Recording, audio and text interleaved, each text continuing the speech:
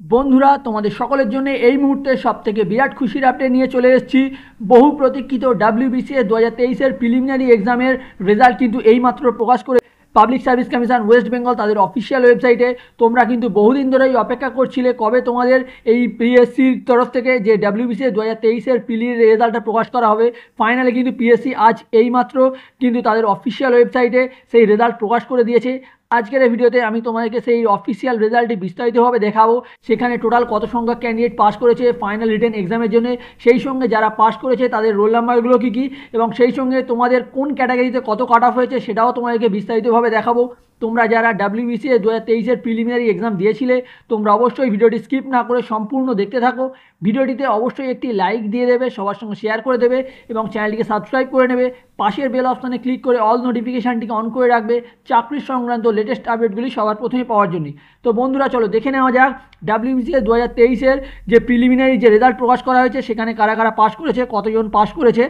Onscreen তোমরা দেখতে পাচ্ছ আমি অফিসিয়াল রেজাল্টটি ওপেন করে নিয়েছি। এখানে তোমরা ডেট দেখতে পাবে 12 জুলাই 2024। তো এখানে তোমরা দেখতে পাচ্ছ রোল নাম্বার অফ 4960টা ক্যান্ডিডেট, এখানে 60 জন যে ক্যান্ডিডেট তারা কিন্তু কোয়ালিফাই করে গেছে ফাইনাল রিটেন এক্সামের জন্য। যারা যারা কোয়ালিফাই করেছে তাদের প্রত্যেকের কিন্তু এখানে তোমরা রোল নাম্বার দেখতে পেয়ে যাবে। টোটাল এখানে 19টি পেজ আছে। তো এই যে পিডিএফটা এটা কিন্তু তোমরা টেলিগ্রাম চ্যানেলে পেয়ে যাবে।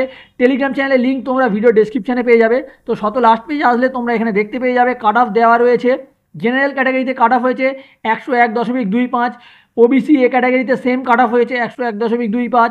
ওবিসি বি ক্যাটাগরিতেও কিন্তু সেম কাট অফ 101.25। এসসি ক্যাটাগরিতে কাট অফ হয়েছে 94.50। এসটি ক্যাটাগরিতে 76.25। পিএইচ এ ক্যাটাগরিতে 80.25 কাট অফ হয়েছে।